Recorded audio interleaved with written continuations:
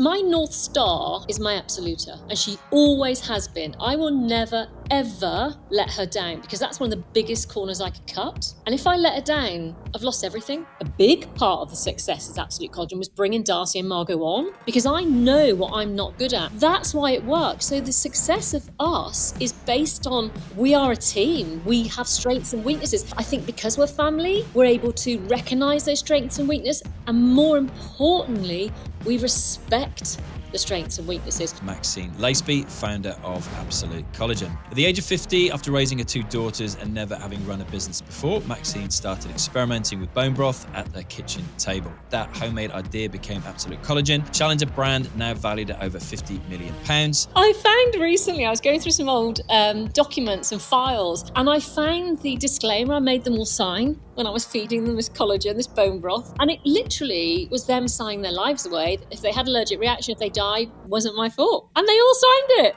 Welcome to Screw It, Just Do It, the show for those who decided to screw it and just did it. I'm Alex Chisnall, host of this podcast and co-founder of the Festival of Entrepreneurs at the NEC in Birmingham this October 8th and 9th. This is the podcast that brings you face-to-face with the entrepreneurs and business rebels who threw caution to the wind and built something extraordinary. Quick heads up, registration is now open for this year's Festival of Entrepreneurs. Join us at the NEC in Birmingham on October the 8th and 9th for 2 game-changing days with 200 plus speakers and thousands of ambitious founders. Get your free limited 2-day pass at festivalofentrepreneurs.co.uk or click my personal link in the show notes. Welcome to the show. Thank you for having me, Alex. And I think my middle name should be Screw It, Just Do It, really. Well, having spoken to your daughter Darcy, I think I'd reiterate that exactly. Like, your level of risk, she was telling me, is very different to what her level of risk would be. Oh, yes. And that's why it works. Exactly. And we'll dive into that for sure. So when you were 50 and when you launched Absolute Collagen from your kitchen table, what was the exact screw it, just do it moment that made you decide to go all in rather than leave it as, you know, a lifestyle business or a hobby business that you were just selling to your friends?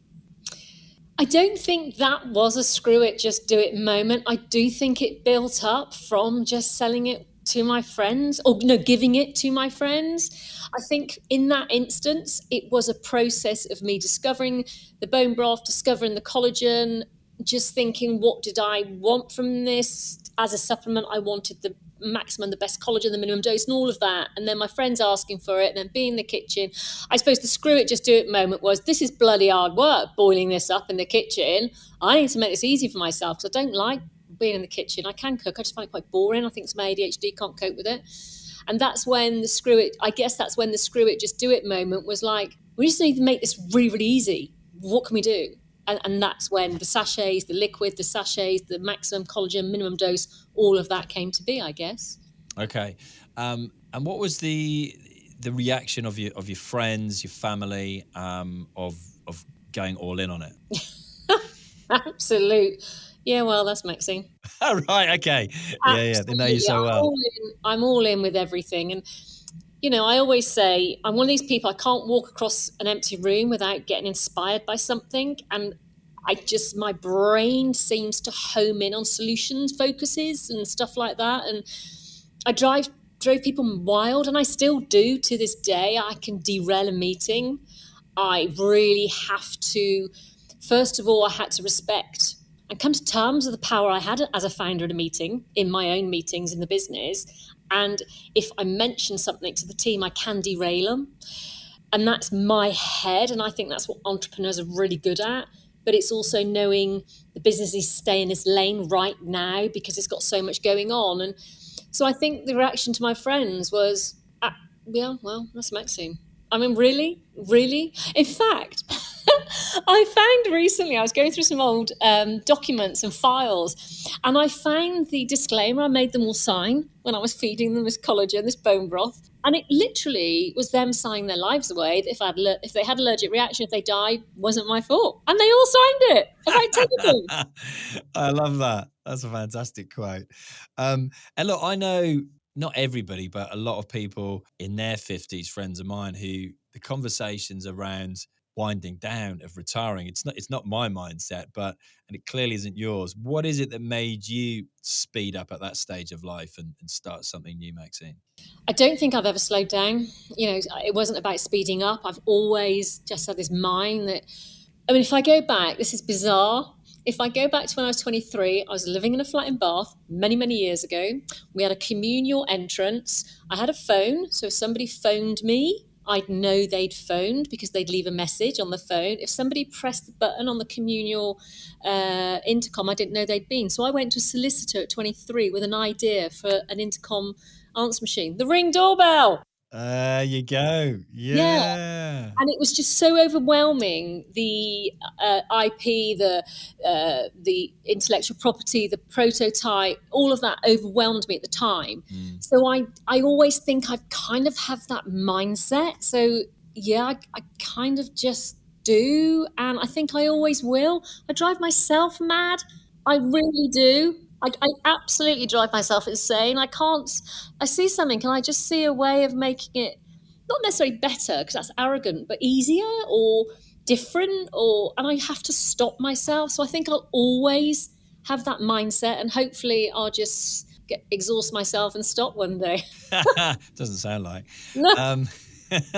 And why do you think you didn't do something before the age of 50 when it comes to entrepreneurship? Was there anything, and I don't mean this in a negative way, parent myself, but was there anything holding you back outside of the children? Was there anything that you procrastinated? You said, at the age of 23, that was too much to, take on for that particular business. But Yeah, I'd met my first husband and he had children. I was working sales and marketing by that stage in small boutique hotels in Bath, and I'd set up a business called A Unique Selection, funnily enough. And I was thinking about this the other day and I'd totally forgotten about it. And it was literally, so Recaro Seats might come to me and say, right, we've got a dinner for 2 executives or a conference for 100. Where would you place them?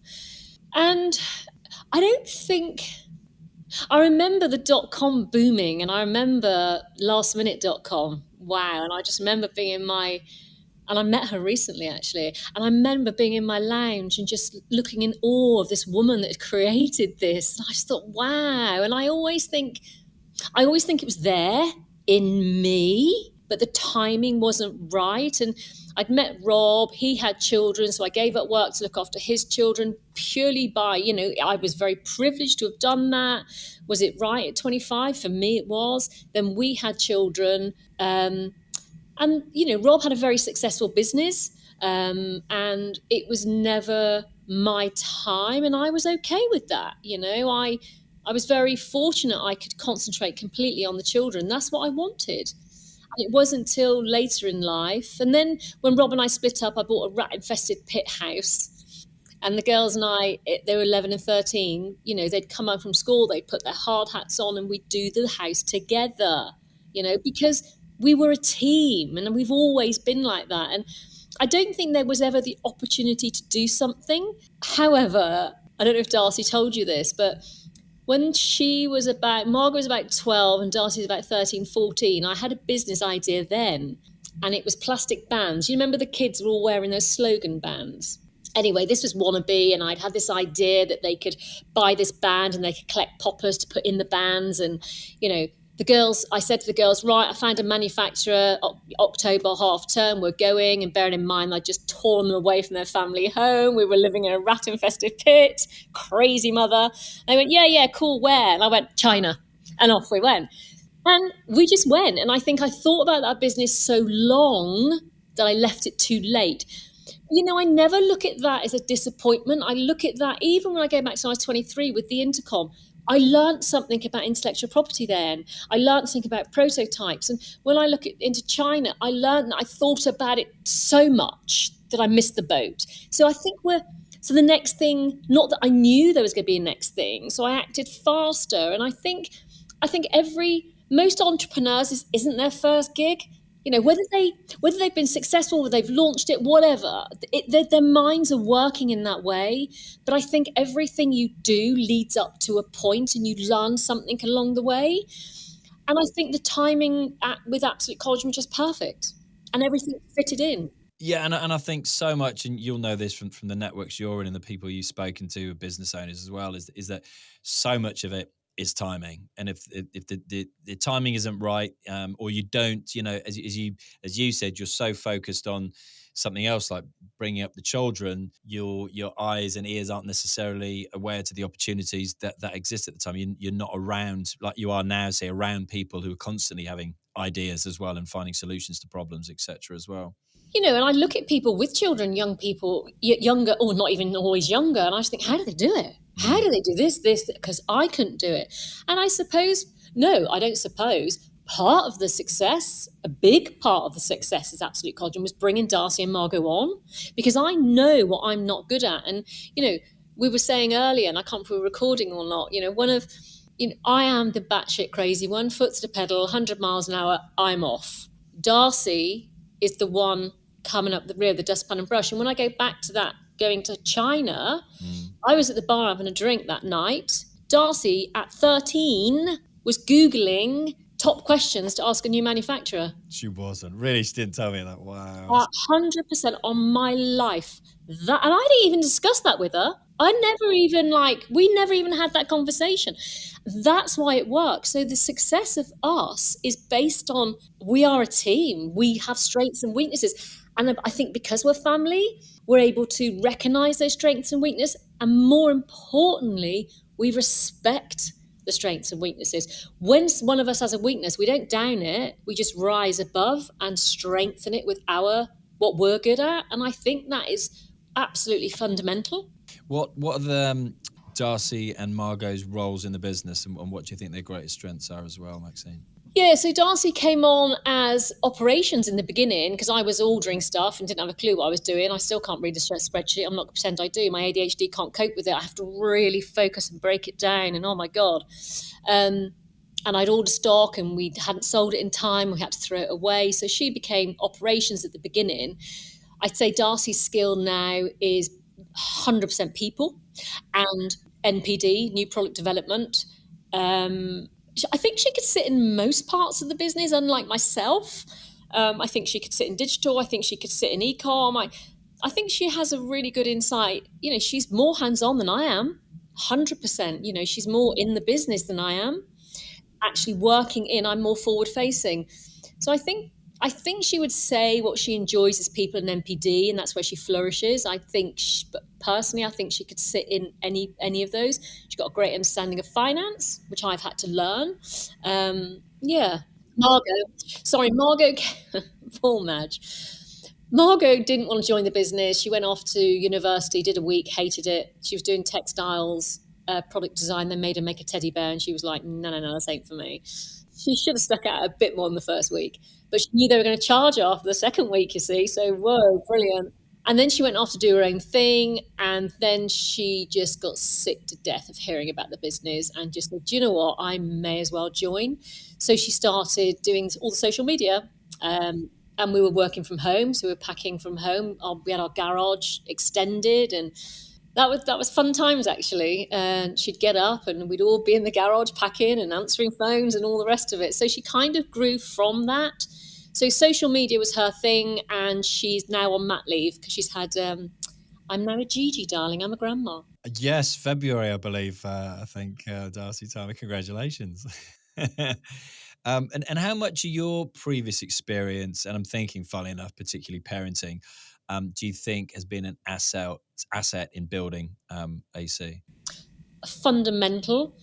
I looked at my children, and I think my mother did it with me, to be honest with you. I always think children should be heard and definitely seen and empowered for everything they are good at and encouraged to build what they're not good at. And my children have always been a huge part of everything we've done as a family. So, if we go for someone's for dinner, the kids come with us. They're us. For God, I mean, yeah, there's certain circumstances they wouldn't, but I'm not one of these people that kids should be seen and not heard. I'm like, absolutely not.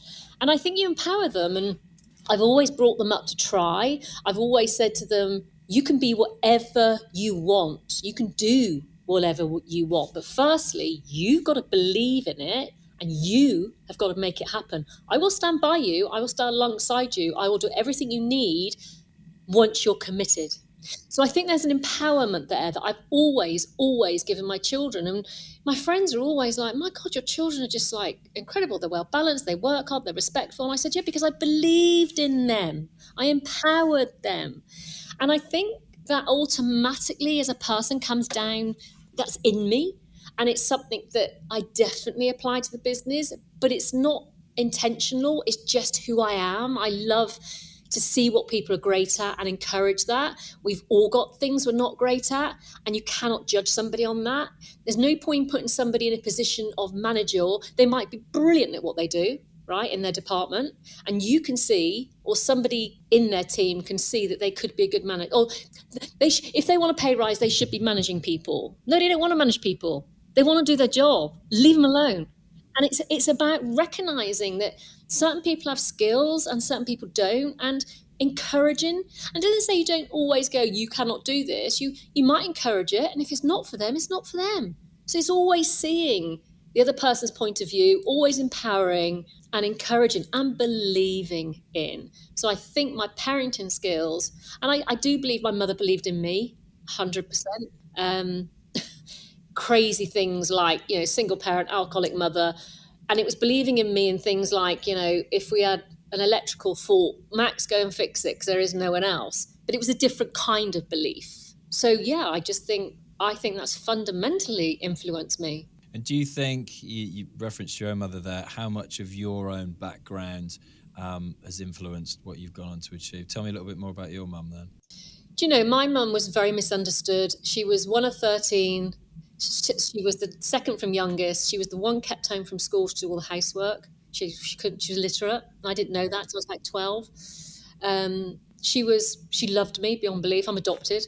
She absolutely loved me. She needed me. And maybe children like to be needed as well as loved. I don't know. But in me, it was I'd like to have been needed, I suppose. Again, she just believed in me. She saw me. She got me. She didn't get me, actually. She never got me. But no one ever got me. I was like the owl in the nest. But she allowed me to be. She loved me for who I was. And I'll always adore her for that. And I think, I had an interview yesterday with ADHD podcast. And I'm doing a chapter in this book about ADHD. And they said, if there's one thing you could go back to say to that young girl, what would you say? And I just said, I'd go back to her, I'd give her a hug, and I'd go, I know this is shit, but everything is supposed to be exactly as it is, because you will be okay. So I think every experience you have definitely makes you the person you are. And people always say to me, God, you're really humble. You don't act like somebody's got a £30 million business. Quite what that means, I don't know. A turnover of 30 million. But I think my childhood has made me humble and respectful. And I think those traits are really, really important. I'm very, very grounded. So I think everything you experience, you do take into your business. And I think everybody here will say that I am just little old Maxine doing my thing. There's nothing special about me. And so there shouldn't be. I really hate it when people have a product or a service and then they get into the public eye and they elevate themselves to celebrity status. And then, I just think it's a little bit sad, to be honest with you, if they're doing it for the wrong reasons. Yeah. No, absolutely. No, and look, I was just chatting the other day with, mentioned it to Darcy, chatting to Rowena Bird from Lush, one of the 5 founders, £1 billion British business, but they still own 100% of it. And she's like, what does that mean? She's like, I've got no intention of selling it or going anywhere. I was like, what's the end result? So we just keep going, just keep doing what we're doing. I still go to work every day in the same office we had 30 years ago in Port, and she lives in the New Forest. She's going to have to drive for an hour each way just to get into the office, and still focuses on, new product development and stuff, and that creativity. And I love that. But it's like you Google somebody and you see in black and white, £50 million company, £30 million, £1 billion company. And you're just like, what does that actually mean? No, I agree. And I tell you somebody's a damn good example of that. It's Ben Francis from Gymshark. Yeah, okay. Honestly, yeah. I have got so much respect for him. His journey, I know Steve, his old CEO, really well, and his journey is phenomenal. Steve went in and went, yeah, I'll be a CEO, but get rid of all your cars. And if you're late to a meeting, don't bother coming in. And, Steve stuck by that. But more importantly, Ben had the humility If he was late to a meeting, he only did it once, and he got rid of all the cars. I just love that. And yeah, I think that's really important, because also you're teaching the next generation how to behave. And, we're all equal at the end of the day, right? It's a big world out there. And I just think when someone says, "Oh, put your hand down for the next person," I'm like, no, put it across. No one's down. It's just across from you, and to me, that's really important. Quite a few people have mentioned Steve to me, funnily enough. Lovely. I love him. I went paddleboard him on the Birmingham Canal. It was green last year with him. Amazing. I love paddleboarding. Super chap. Honestly, his wife, really lovely person. Yeah. Okay. I wanted to touch on as well a project called Dare to Go Bare. Tell me about, starting a fine arts degree at university. I've always wanted to go back and do another degree. How did that impact your journey and where you find yourself now? Unbelievably. It was the start of Absolute Collagen. It was the start of, I didn't know it at the time. I got to 49. Margot just passed a driving test.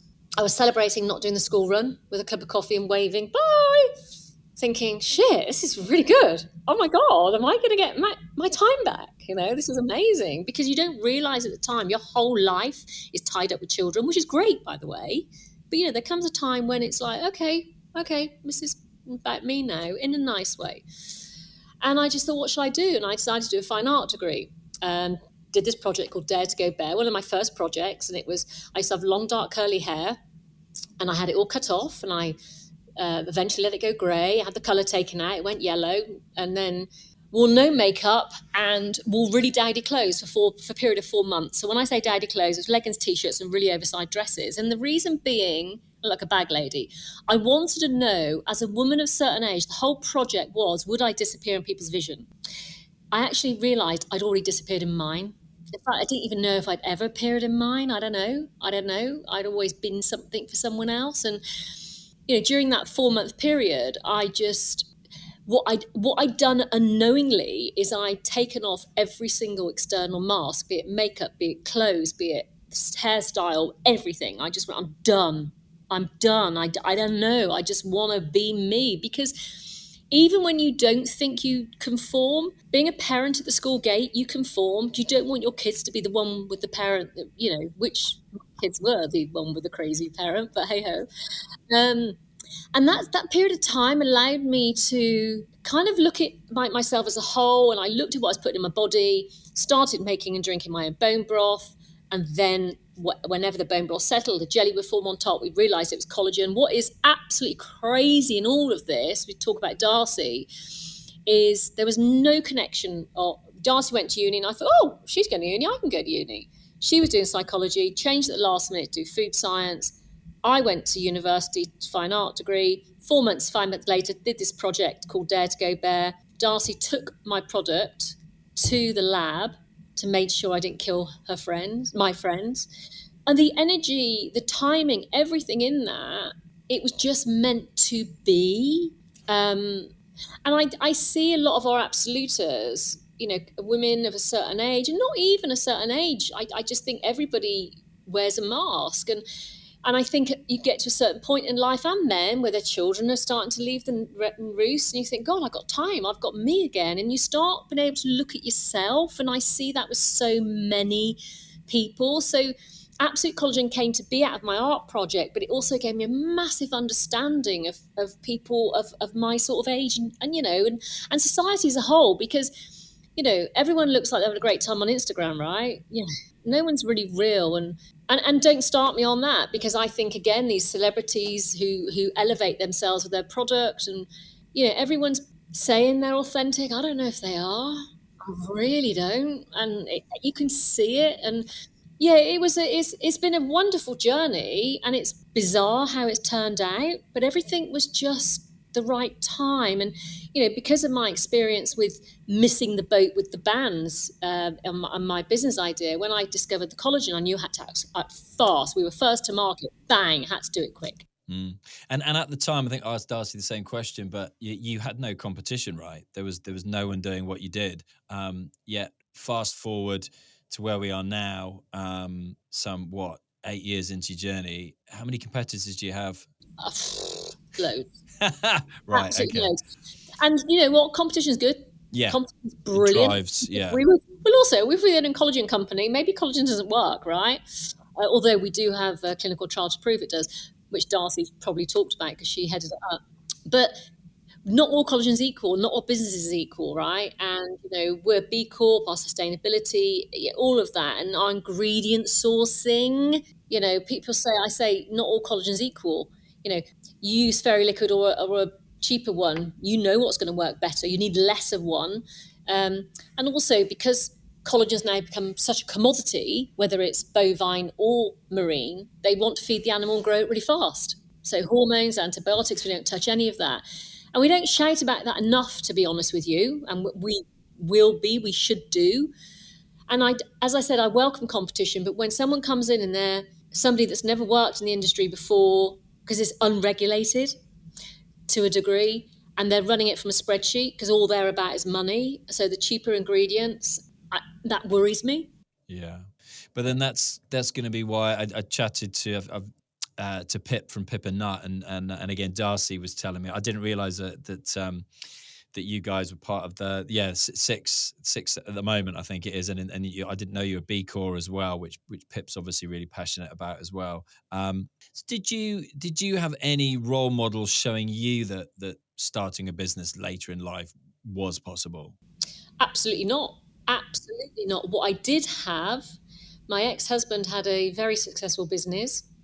What he taught me, unknowingly to him, was never cut corners and do things properly. And I didn't learn that from my family, not because my family were crooks, but they never did anything, They, in a nice way, they were just really simple folk that got up, did a 9-to-5 job and came home. There was no corners to cut, I guess. But with Rob, he really taught me. I watched him. He was very excited about paying VAT, paying tax. He did things properly. And I thanked him for that a few years ago. We get on really well. I've got huge respect for the man, just because I fell out of love with him and we wanted different things from life. He's still the father of my children and still a huge part of my life. And I really respect him. And I said to him, thank you. And he nearly fell on the floor. I said, you are a huge part of the success because you taught me to do things properly. So, and I think from my point of view, and I didn't know that till I kind of looked back, like I remember doing things and because the girls were involved in the business, knowing I could never put them in a position where they had any insecurity whatsoever, be it VAT, tax, or whatever, anything. Employment law, anything. So I knew our heads had to hit the pillow every single night, and we knew we went to sleep knowing we'd done the right thing, even if it cost more, even if it took more time.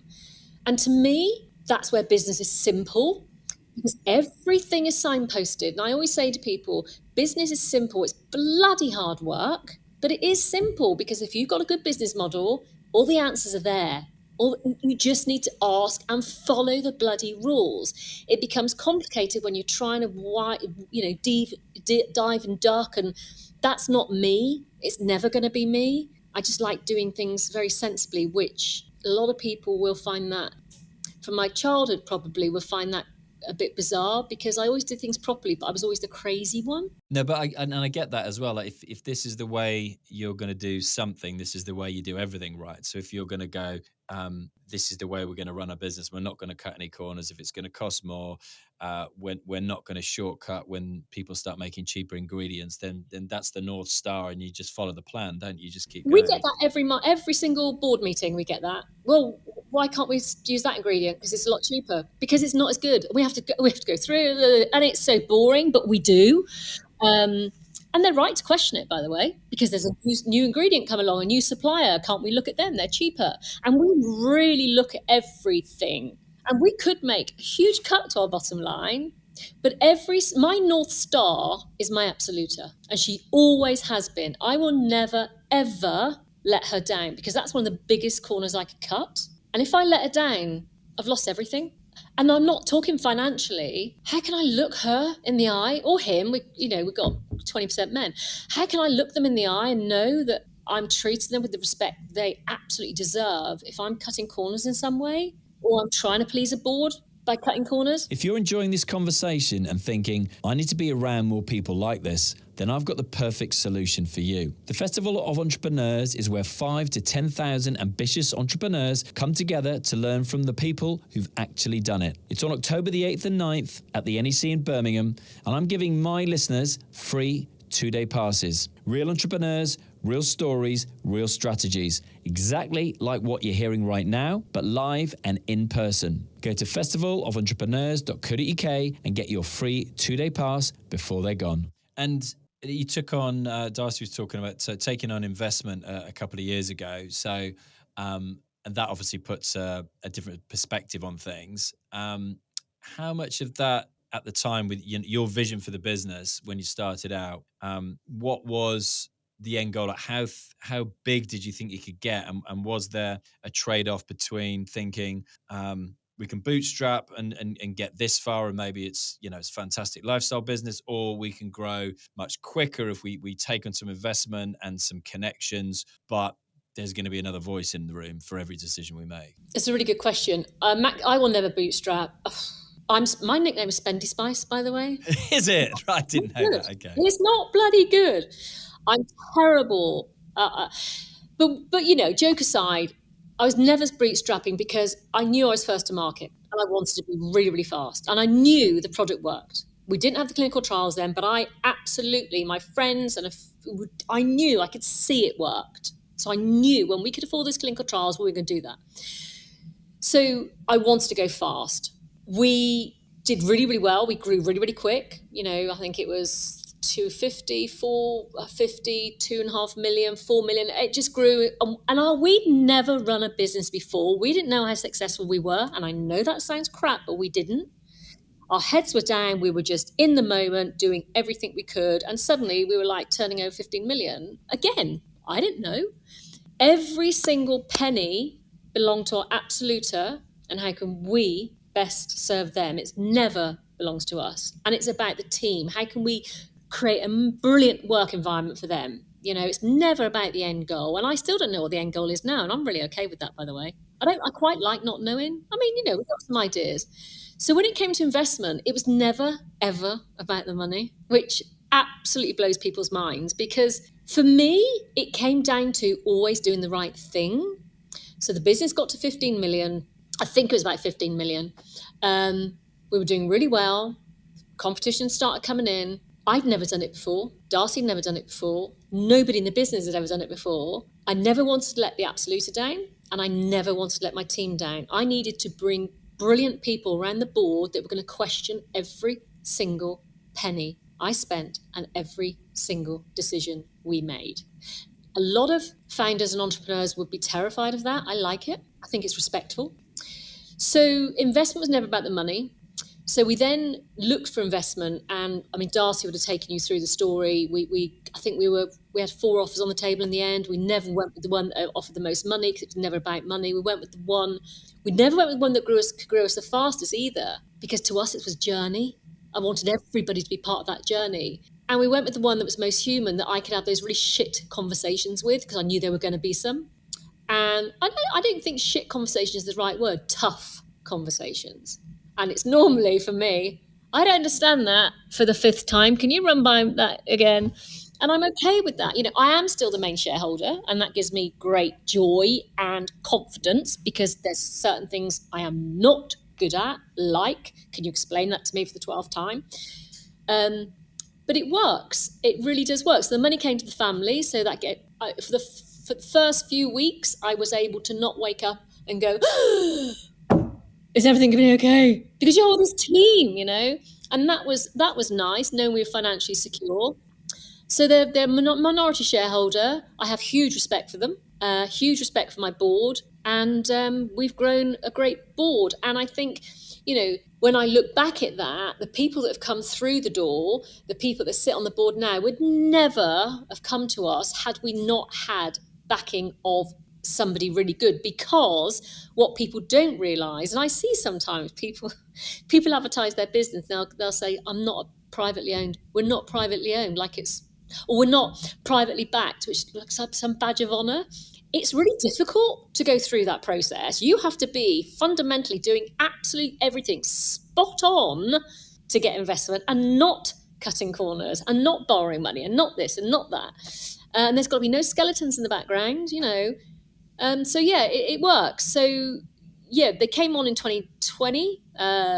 They were only ever here for 5 years, and we've decided as a group to go forward. Still, we've got some great things in the pipeline, which Darcy would have hinted at, which I can't tell you what they are. Very exciting.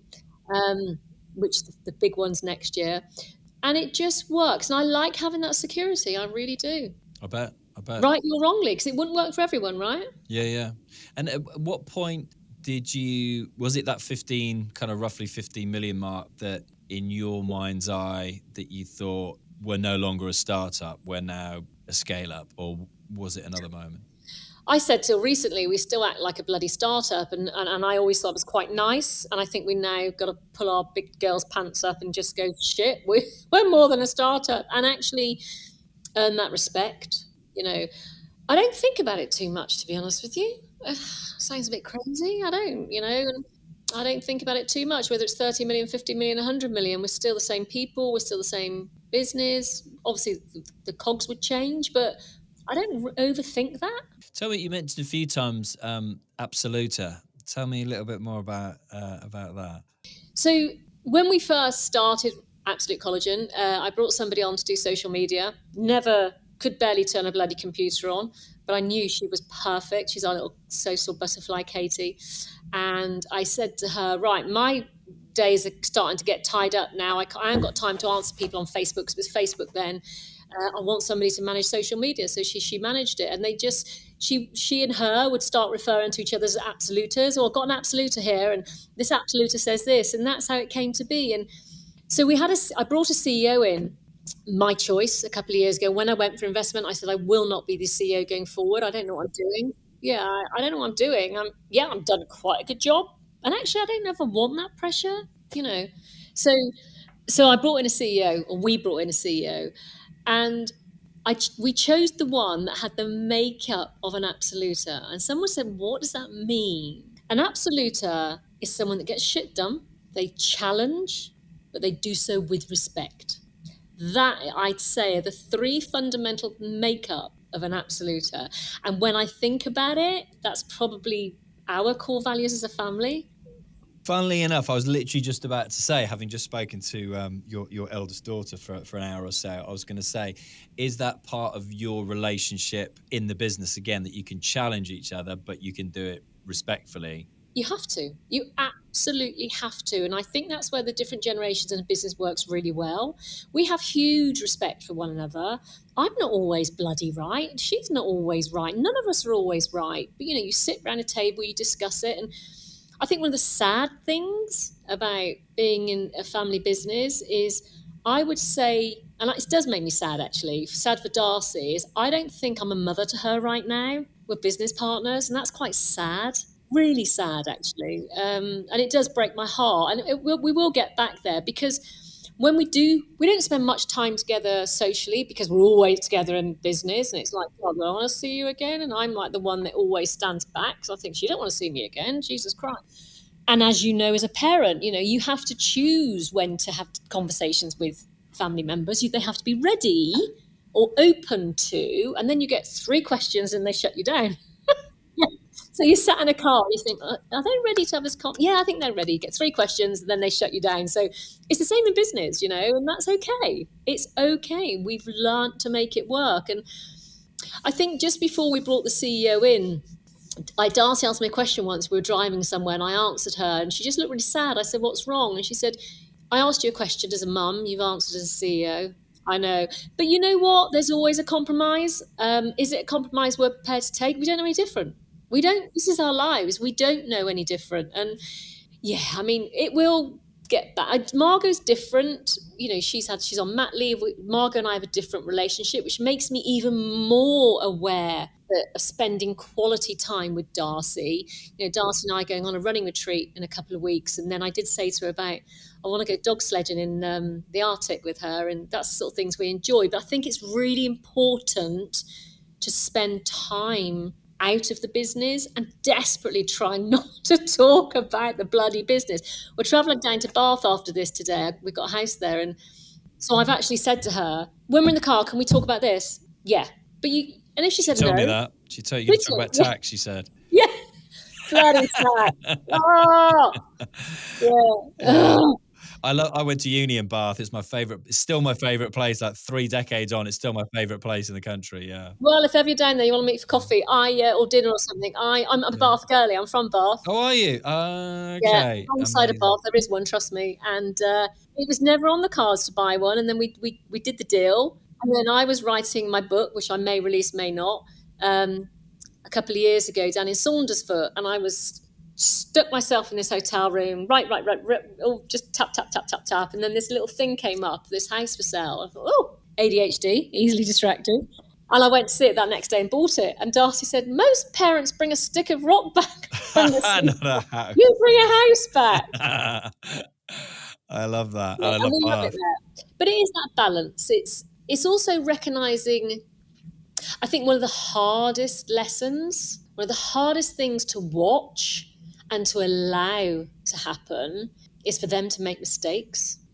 So even as children, you have to allow them to make mistakes. They have to feel pain, otherwise they're never going to learn. And you have to allow them to do that in business, you know. And I'm not saying there's been huge mistakes, and hey, I've made some. But, you know, as long as it's not going to screw the business up, as long as no one's going to die and all the rest of it, sometimes you have to let it pan out. And equally so, I think as an entrepreneur, I used to get really paralyzed with decision making. Even though I'm a quick thinker, when it's a big decision, I will think about the consequences of that decision. So I am a risk taker, as you said, but I will consider the consequences. And I think I used to get so paralyzed. And then I finally realized that either way might be the right bloody way. Get over it. So sometimes if I'm having a conversation, I think my way's right and her way's right. Sometimes you negotiate and go, okay, let's do it your way. You know, that you can't have the power. You know, I think it's ugly. We're very, very equal in the business. As I said, Darcy does a lot more in the business than I do these days. What's been the most rewarding moment maybe that you've had building the brand together? I mean, it's always going to be when you get those lovely messages from customers, from Absoluters going, you've changed my life, not only because your product is brilliant and it's helped, but you've seen me, you talk in a way I understand, you know, bullshit, you know, you don't pretend, you know, we get you as a person. And I think something that I try and teach people if I'm mentoring people is find your voice, not your competition's voice, right? Your competition's competition for a reason, and there's competition's great, but speak in your tone. You know, we've had many times one of our competitors actually had our phone number on the back of their box. Talk about copy and paste. And then, you know, we've gone into people's FAQs. It's on at Absolute Collagen, we do this. And I look at them and I think they could be so much more successful if they found their own voice. And I think that's something we have done. And I wouldn't say it's purposely. And I think it goes into this whole project I did, Dare to Go Bare. I will not be someone else. I am me. I will always respect. And I will always respect that somebody might have a different opinion to me. And do you know what? They're absolutely entitled to it. But I will be me. I will turn up as me.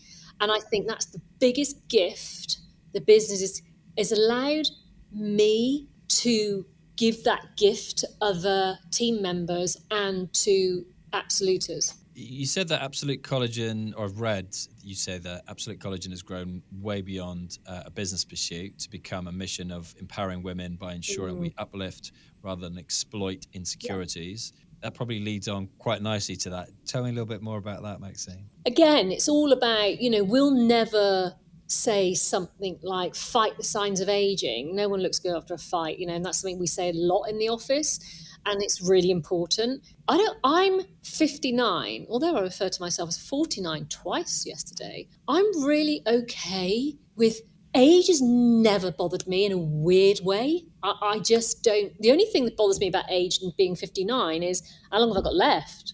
You know, a physical, you know, capability. I climbed Kilimanjaro in February. I cycled the North Coast 500 last week, although I bailed on the third day because I only got knocked off by a bike. I ran my first ultra a few weeks ago. And so to me, it's more of a physical, you know, I want to be able to, being outdoors is my absolute happy place, you know. Just, if you took that away from me, I just would finish it. I need to be outdoors. So for me, it's about that. It's about the empowerment of accepting. Was that the question about empowerment? It was, wasn't it? So I've rumbled on. Yeah. That quote that you had, around it becoming way beyond a business pursuit, but about empowering women. And not define. So we don't defy someone by age. We use real absoluters. We were the very first people to do that. Now everybody does it in our ads, in our TV ad. It's about, you don't need this product because you look like shit, tied up in really fluffy words. You need this product because we know it's going to really help you to feel better. And when someone feels better, they look better, they walk better, they just, that energy. And so for me, it's all about that. And if I go back to there's something that's happened in the business, actually. We had this Facebook group, and this one person would turn up and be on that Facebook group constantly. Photographs, selfies, And somebody said, "Oh, somebody in that group said, "Oh, can't we stop her posting all the time?" And I said, "No, if you had a shop, would you turn away from your shop 10 times a day?" And it's not about that. This is her place where she feels comfortable to post her very first selfie in front of people, where she can be seen, she can be heard. So for me, it's all about that. And it's never about building somebody up, putting makeup on, putting nice clothes on and putting them in front of the mirror. It's actually the opposite. It's about taking it all away and going, now look at yourself, naked with nothing on, right, on your face, with no makeup, because that's the beauty I see in you. And that is what I think that's what I know we give. Couple of questions left, and then I've got a quick fire round for you to wrap things up. What's your vision for Absolute Collagen now, coming towards the end of 2025, or the last kind of sprint to the end of 2025? I know you've got a few bits that you can't mention that are coming out. I think Darcy said some things in October and maybe next year as well. But yeah, what does the vision look like now for you? I'd say the vision within Absolute Collagen is to support the team and give them balance, to allow them to be. We've had quite a top tier management, which we've actually broken down a little bit to make it a little bit more equal. Because what was happening, and I think this can happen with businesses, is you get a top tier management that you only ever hear their voice, and the teams go to them. And now I want that to be more open, and it hasn't worked for us. And sometimes you have to explore these things, and it was a case of, somebody didn't want 15 people reporting to them because that's really hard work. So it's breaking it down, which is why we had the top tier management team. But I was just very conscious of certain people weren't being heard. And it was secondhand information, third-hand information that's never quite right. And these people are on the front line, right? They're the ones that get it, see it, feel it. So that's really internally Absolute Collagen. Bring in more fun. We've had a bit of a tight period where it's been like, oh, Jesus Christ, as you can tell, that's not me, right? And bringing that back to the Absoluter, it's about looking at where she's at, what does she need, and what does she need? She might not know what she needs, by the way. This is a battle sometimes at board level, because I might say, I want to do this as a product, and they'll say, well, no one wants it. And I say, no one wanted collagen until I brought it along. If I'd have pitched my product to anybody, nobody would have backed me. Absolutely, which is why I didn't go for backing in the beginning, And then you can really complicate things by doing qual research. Jesus Christ, cost you 250 grand. You'll get all the information that will tell you your product will never work, which is what they would have done with Absolute Collagen. And here we are today. So it's about bringing the fun, the spontaneity with a lot of respect. It's about empowering the Absoluter, looking down her forward thinking, looking down her road. What is she going to need? And supporting her with that. You mentioned earlier a book that may or may not be published. Tell me why you would write a book and then not publish it.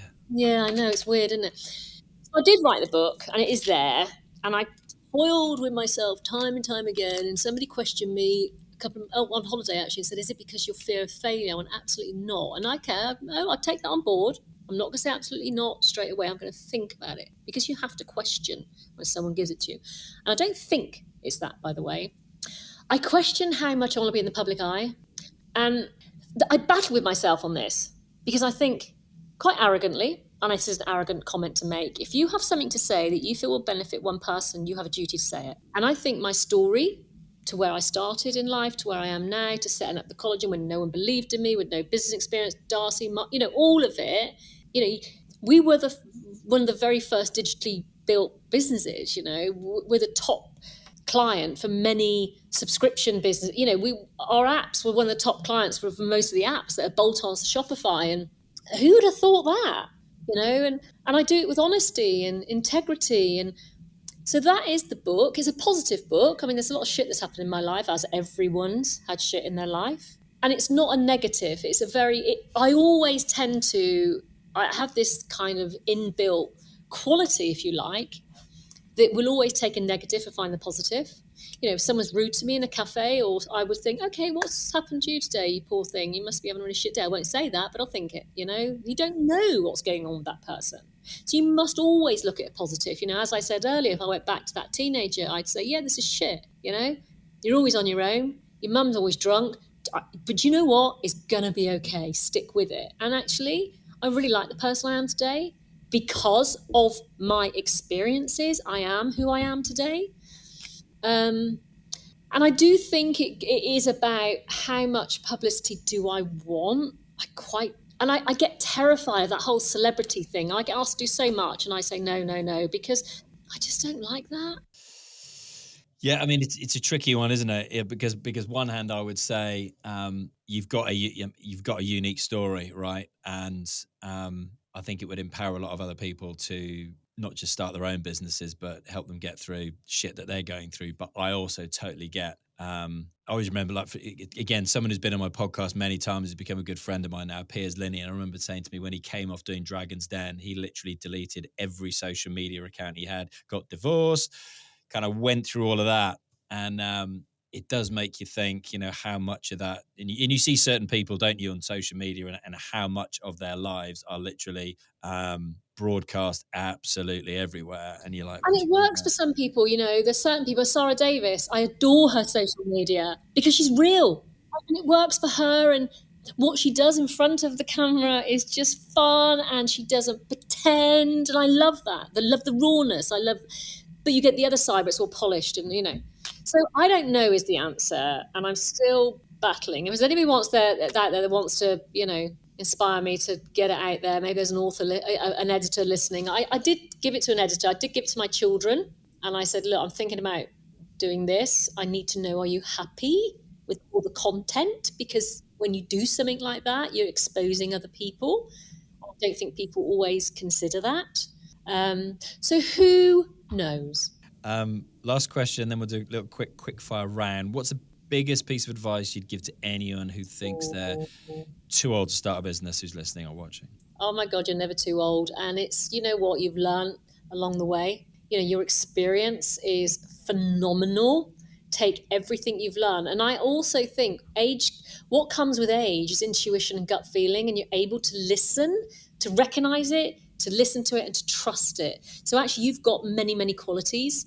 And now's your time, for God's sake. You're not changing nappies. You're not picking kids up from school. You're not baking. Do it now. And don't think of the bigger picture, otherwise it might scare you. I like that last bit especially. Yeah. Okay. Quick fire rounds that ties into Festival of Entrepreneurs this October. First thing that comes into your head, short and sweet. What is an entrepreneur for you? Somebody gets shit done. Love it. What does this country need to do to get more startups? Back them. Back with finance. And not make it so bloody difficult, and especially women as well, which I think we're getting a hard time there. It's all about women right now, and I do dislike that a little bit. What is a scale-up business for you? No idea. Why is the America perceived to be better at producing scale-ups and unicorn businesses than the UK? Well, one, they're a hugely bigger country than us, for goddamn sake.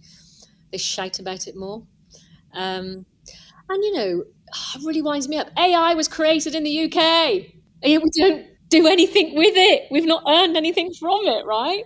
We're just not that. We're too humble. That is what we are. Too bloody humble. What can entrepreneurs look forward to when hearing you speak at the festival? Passion, honesty, and fun. Perfect.